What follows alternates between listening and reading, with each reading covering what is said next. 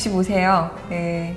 저는 사실 한 10년 전에 그런 생각을 한 게 이제 제가 직업이 변호사잖아요. 언제쯤이면 돈에 연연해 하지 않고 변호사 생활을 할 수 있을까? 그때 이제 목표로 세운 게 60세였거든요. 그래서 60세 이후에는 정말 그렇게 살고 싶고 65세쯤 된다면 아마 그런 생활에 익숙해져 있고 여유도 좀 있게 운동도 좀 하면서 그렇게 살고 있지 않을까 라는 생각이 드는데요. 근데 이제 그때쯤에 우리 애들이 결혼해서 애를 낳지 않을까 라는 걱정은 좀 됩니다. 일단은 내가 갑자기 사고가 생기거나 사망할 경우에 먼저 첫 번째 대비를 해야 될 것 같아서 그럴 경우에 생활비가 나오는 약관이 있는 보험을 찾아서 보험을 들고 연금을 들고 국민연금 들고 그리고 또 지금 회사에서는 퇴직연금 있고 그다음에 개인적으로 개인연금, 연금저축, 연금보험 찾아서 하여가 들 수 있는 거는 다 들어왔던 것 같습니다. 그게 벌써 이제 한 16년 정도 되는 것 같아요. 그것만이 내 노후를 담보해 줄 수 있을 거라 생각하고 사실은 제가 지금 50대인데도 법정에 나가면 제가 좀 나이 든 축에 속하거든요. 그러면은 이미 이제 변호사를 선임하거나 변호사 일할 때도 벌써 이제는 나이가 걱정되는 때예요. 그래서 선배 변호사님들 뵈니까 그런 생각도 좀 들더라고요. 내가 저 정도 나이 때는 법정에 직접 나오는 일은 좀 없어야 될 텐데 라는 생각도 들고 그래서 사실은 뭐 여러 가지 경험으로 봐서 연금은 일단은 그거부터 넣어놓고 나머지가 생활비, 교육비 뭐 이렇게 살아온 것 같아요. 네. 근데 이제 돈은 기본이니까 지금 뭐 노령연금, 기초연금 나오는 것만은 부족하잖아요. 그러니까 저는 너무 좀 냉정한가? 근데 경험을 해봐서 돈은 정말로 인격이 좀 파탄되는 걸 막을 수 있는 안전판이어서 그건 정말 필요한 것 같은데 일을 하고 고르라고 하니까 사실 일을 계속해서 돈을 벌 수 있다면 그게 최선인데 나이가 들면 어려우니까 미리 준비를 해야 된다고 생각하면 돈이 조금 더 우선순위에 있는 것 같습니다. 사업을 한다는 아들하고는 남편. 근데 이제 사업하는 아들이야 뭐 안 보면 될 것 같은데 이제 남편은 안 볼 수가 없으니까 남편이겠네요. 리스크는. 저는 이제 저희 남편도 연금이 있고 공무원으로 퇴직을 했으니까 연금이 있고 그다음에 기본적으로 할 수 있는 아직은 일이 좀 있고 저도 비슷한 상황이어서 아마 이제 그렇게 하고 점점 이제 공동으로 들어가는 비용이 사실은 자녀 교육 비용이 대부분이잖아요. 근데 이제 애들이 커가는 과정이어서 이게 곧 끝나고 나면 아마 각자의 연금으로 살지 않을까. 저도 이제 아직은 안 살아봤으니까 그런데 그렇게 되지 않을까 생각이 드는데요. 사실은 이제 오늘 라디오를 하면서 뭐 이제 그 20대, 30대에게 가장 크리스마스 선물로 받고 싶은 게 뭐냐? 그랬더니 애인이고, 그 다음에 40대, 50대한테 물어보니까 자유라고 그랬대요.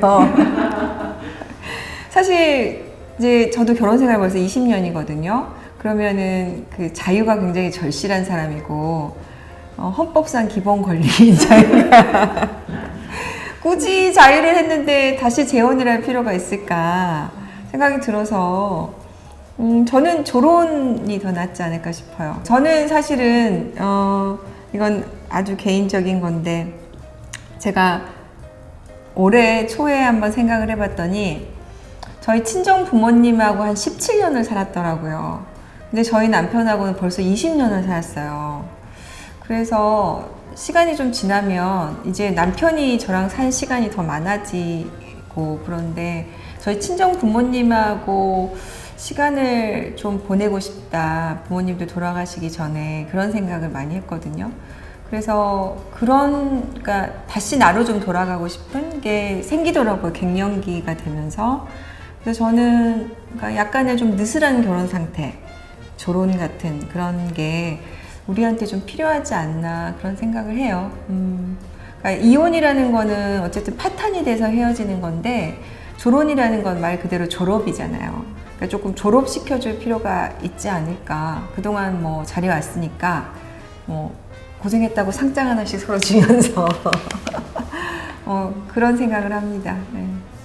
사실 저는 그런 질문을 가끔 받아요. 과거로 돌아가면 뭐 이런 질문. 전 절대 돌아가고 싶지 않아요.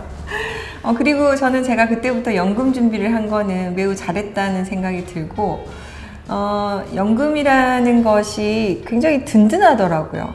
그리고 어쨌든 제가 막 부자가 되고 싶다는 것에 대해서 좀 자유로워지는, 내가 이게 준비가 안 되면 자꾸 부자가 되고 싶고 돈을 모으고 싶고 뭐 더 막 그런데 이게 있으니까 제가 기본 생활은 유지할 수 있게 최소한 내가 존엄성을 유지할 수 있을 정도 생활은 할 거라 생각이 드니까 좀 삶에 더 여유가 생긴다고 할까? 그래서 저는 굉장히 내가 잘한 선택이었다라는 생각이 들어서 후배들한테 많이 얘기를 해요. 지금이라도 늦지 않았으니 하라고 하고. 사실은 연금이라는 게 얼른 손에 안 잡히잖아요. 눈에 들어오지도 않고 내가 몇 살부터 받을지도 모르겠고. 근데 제가 벌써 15년 정도 16년을 해보니까 이게 이제 실체가 보이기 시작하는 나이가 되니까 잘한 선택이었다는 생각이 들어서 저는 아마 이제 다시 돌아가도 그렇게 하지 않을까 싶습니다. 비밀이에요. 근데 진짜로 근데 이제 그게 수익률에 따라 다른데요. 국민연금이 제가 찾아보니까 연 7% 정도 수익률이었더라고요. 그리고 이제 미국에서는 연금보험 중에 이제 TDF로 퇴직연금을 많이 운영했는데 그것도 수익률이 꽤 높은 걸로 알고 있어요. 그러니까 어떻게 보면 성공한 모델이거든요. 그래서 그걸 쭉 따라서 수익률을 계산했더니 노후에는 좀 등 따시게 살 수 있겠다는 생각이 들어서 제가 이제 우리 애들한테 큰 소리 치는 게 저는 사실 이제 친정 부모님 때문에 마음고생을 많이 해서 제가 이제 너희들에게 내가 한 푼 손을 벌리지 않고 엄마는 노후를 보낼 수 있다. 그리고 1년에 한 번 정도는 손주들 다 와. 그래가지고 내가 여행도 내가 뭐 해외까지 다니더라도 한 번 정도는 할 수 있을 정도의 할머니는 될 것 같다. 이렇게 큰 소리 치거든요. 그런 재미가 좀 있습니다. 한 달에 1,000만 원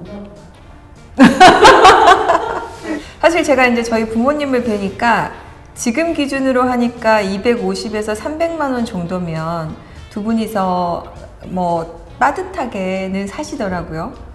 근데 이제 거기에 뭐 조금 더 여유 있으려면은 지금 기준으로 요새 이제 화폐 가치가 좀 떨어지기도 했으니까 제가 나이 들 때쯤에는 500 이상은 돼야 되지 않을까 그런 생각을 좀 합니다. 저는 그러니까 인생의 우선순위가 있다고 생각을 해요. 그래서 사실은 저도 이제 30대 때 읽었던 책이 뭐 10억 만들기, 우리 그때 유행이었거든요. 그런 것도 많이 했는데 가장 우선순위가 은퇴 준비를 정말 as soon as possible, 빨리 시작하면 할수록 좋다. 그렇게 하다 보면은 내가 좀 어느 정도 나이 들었을 때 일도 훨씬 더 재밌게 할 수 있게 되더라는 그런 경험을 꼭 좀 전해주고 싶어요. 그래서 저희 동생들한테도 그 얘기 많이 해요. 그래서 언제 시작했냐, 뭐 가입되어 있냐, 막 많이 물어보는데 저는 저희 애들 같은 경우에는 30대부터 그런 연금이나 뭐 이런 보험 드는 것들 준비하라고 얘기를 하고 있고요. 실제로 이제 그렇게 하려고 합니다.